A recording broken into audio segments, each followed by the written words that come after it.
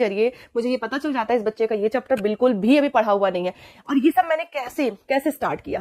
देखिए क्या होता है, जब हम बहुत दिनों तक टीचिंग करते हैं या बहुत दिनों तक जब हम पढ़ाते हैं तो हमें हर बच्चे को हैंडल करने का एक टेंशन में रहते हैं, पर बच्चे वहीं पे बिल्कुल फ्री रहते हैं। इसका कारण क्या है, कभी सोचा आप लोगों ने? मैं बताती हूँ आपको। पहले जो हम लोग एग्जाम होते थे, हम लोग बहुत के बाद जब मुझे लगा कि हाँ उसने अच्छे से कर लिया है, तो मैंने इसमें क्या लगा दिया, सर्कल्स लगा दिए। सर्कल लगाने का मतलब कि ये चैप्टर उसके कंप्लीट हो। Hello everyone, welcome back to our channel. मैं हूँ पूजा। तो आपके घर में जो बच्चे हैं या आप ट्यूशन पढ़ा रहे हैं, उनके हाफ ईयरली एग्जाम स्टार्ट होने वाले होंगे। किसी के 15 दिन बाद होंगे, किसी के 1 महीने बाद, और कुछ लोगों के तो बिल्कुल पास में होंगे एग्जाम। तो ये बताइए कि आप लोग अपने बच्चों के एग्जाम की प्रिपरेशन कैसे कराते हैं? मैंने देखा है कि पेरेंट्स और टीचर ज्यादा परेशान रहते हैं कि हमारे बच्चों के एग्जाम होने वाले हैं, भाई एग्जाम होने वाले हैं, टेंशन में रहते हैं, पर बच्चे वहीं पे बिल्कुल फ्री रहते हैं। इसका कारण क्या है, कभी सोचा आप लोगों ने? मैं बताती हूँ आपको। पहले जो हम लोग एग्जाम होते थे, हम लोग को बहुत टेंशन होती थी, बिकॉज हमारे 3 एग्जाम होते थे। एक होता था क्वार्टरली, फिर हाफ ईयरली, फिर फाइनल एनुअल एग्जाम होता था। अब क्या होता है, वीकली टेस्ट, मंथली टेस्ट, फिर FA1 SA1, दुनिया भर के एग्जाम होते हैं। बच्चे सोचते हैं भाई किसका किसका टेंशन ले, इसीलिए वो किसी का टेंशन नहीं लेते हैं। तो इस तरीके से तो जीवन चल रहा है बच्चों का। और वहां पे टेंशन किसको होता है? पेरेंट्स को होता है और टीचर्स को होता है, जो भी ट्यूशन पढ़ा रहे हैं।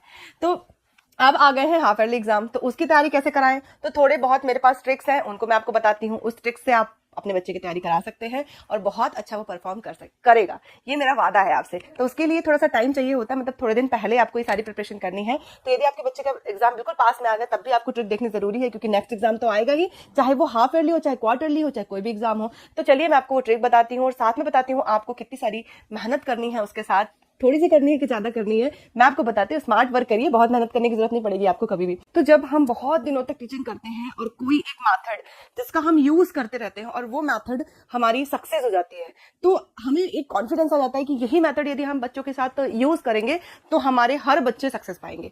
तो वैसा ही मेरे साथ है। मैंने बहुत सारी मेथड्स अपने बच्चों के साथ यूज करने की कोशिश की है और कई सारी मेथड तो मेरी फेल भी हुई हैं, लेकिन जो सक्सेस हुई हैं वो मैं आपके साथ शेयर करना चाहती हूँ। तो आज मैं वही जो मेथड जो मेरी सक्सेस हुई है वो मैं आपके साथ शेयर करती हूँ। तो चलिए मैं आपको बताती हूँ।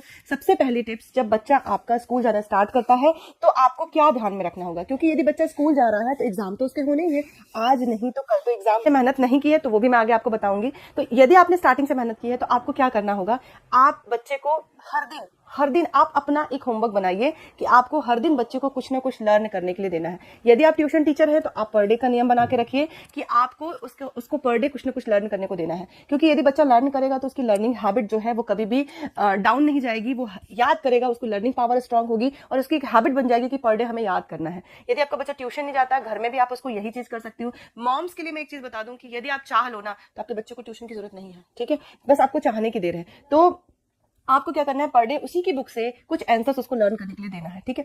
अब यहाँ पे बात आती है कि बच्चे ने यदि नोटबुक कंप्लीट नहीं की है तो उसकी नोटबुक पहले कंप्लीट करानी पड़ेगी। तो ये सब चीज तो आपको देखना ही पड़ेगा, चाहे वो बच्चा 5th का हो, चाहे वो बच्चा 6th का हो। मैं जो ये सारी बातें कर रही हूँ वो 8th तक के बच्चों के लिए लागू होती है, क्योंकि देखिए जो 8th तक का बच्चा होता है ना, उसको आप जैसा चाहो वैसा कंट्रोल कर सकते हो। थोड़ा सा मेहनत करनी पड़ेगी। बच्चा यदि वीक है तो वो ज्यादा मेहनत लेगा, और यदि बच्चा अच्छा है पढ़ने में तो आप थोड़ा सा सिस्टम बनाओगे ना तो वो उस सिस्टम से चलने में उसको खुद ही मजा आने लगेगा। वो पर डे आपसे कहेगा मैम आज आपने मुझे होमवर्क नहीं दिया है। तो ठीक है, तो ये तो आपको काम बनाना है, ठीक है? अब चलिए, बच्चे का एग्जाम बिल्कुल पास में है, अब हमें क्या करना है?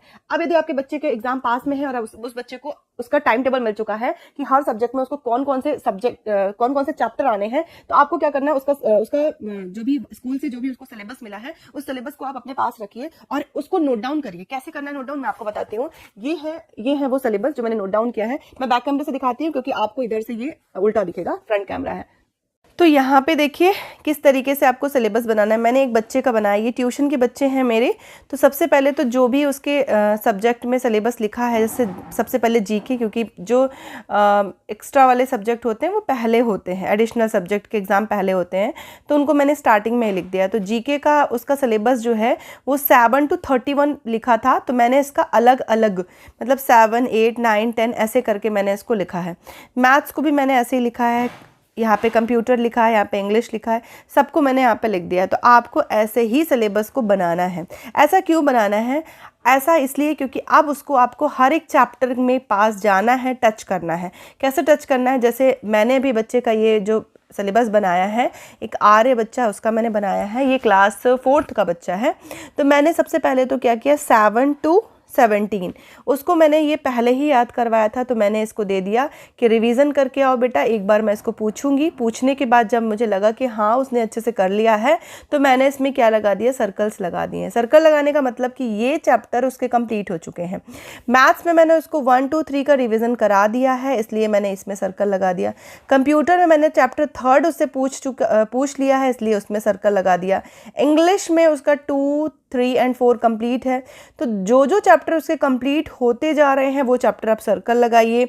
जो भी नहीं कंप्लीट है उसको अभी आपको कंप्लीट कराना है। उसके लिए क्या होगा कि आप होमवर्क भी आराम से दे सकते हो कि आप चैप्टर 4 का याद करके आओ, या चैप्टर, ये सारी चीजें आपको करनी है। यदि आप घर में अपने बच्चे को पढ़ा रहे हो तो भी करनी है, और यदि आप ट्यूशन में पढ़ा रहे हो तब तो आपको करनी है, मस्ट है करना। रीजन ये है कि बच्चे का परफॉर्मेंस आपको एक डायरी में, हर एक बच्चे का आपके पास मेंशन होना चाहिए कि हाँ पहले में उसका सिलेबस क्या आ रहा है, क्योंकि बच्चे एक दिन तो आपको अपना सिलेबस दिखाते हैं, बाकी चीज उससे घर छोड़ के चले आते हैं। तो आपके पास तो ये लिखा ही होना चाहिए कि हाँ इस बच्चे का ये है। ऐसा नहीं कि मैंने एक ही बच्चे का लिखा है, हर एक बच्चे का मैंने यहाँ पे लिखा है, नोट डाउन किया है। तो मेरे पास जितने भी बच्चे आ रहे हैं और उनकी एग्जाम की डेट जैसे ही पास में आती है, उनको सिलेबस मिलता है, तो मैं ऐसा ही एक चार्ट बनाती हूँ। उस चार्ट के जरिए मुझे ये पता चल जाता है इस बच्चे का ये चैप्टर बिल्कुल भी अभी पढ़ा हुआ नहीं है। और ये सब मैंने कैसे स्टार्ट किया। देखिए क्या होता है, जब हम बहुत दिनों तक टीचिंग करते हैं या बहुत दिनों तक जब हम पढ़ाते हैं, तो हमें हर बच्चे को हैंडल करने का एक तरीका अपने आप पता चलने लगता है। अभी तो मैंने आपको जरा सी चीज दिखाई है, मैं आपको और भी चीजें बताऊंगी किस तरीके से मैं बच्चों को स्मार्टली होमवर्क दे देती हूँ, और बच्चे 1 वीक तक होमवर्क वही करते रहते हैं और मुझे बिल्कुल डिस्टर्ब नहीं करते हैं कि मैम आज का होमवर्क क्या है, कल का होमवर्क क्या है। तो मैंने सारा सिस्टम बिल्कुल बना के रख लिया है, तो वो सारी चीजें मैं आपके साथ जरूर शेयर करूंगी। बस आप लोगों के कमेंट्स का इंतजार रहता है मेरे पास, आप कमेंट्स करिए, मैं सारी चीजें शेयर करूंगी। तो बच्चों को किस तरीके से पढ़ाना है वो मैं सारी चीजें आपके साथ शेयर करना चाहती हूँ, इसीलिए मैंने वीडियोस स्टार्ट किए हैं।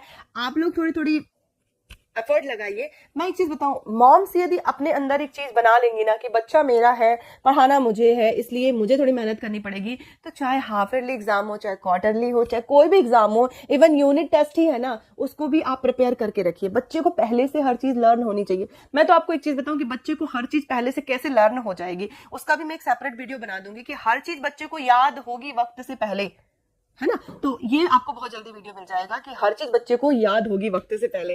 तो ये देखिए थंबनेल भी बन गया।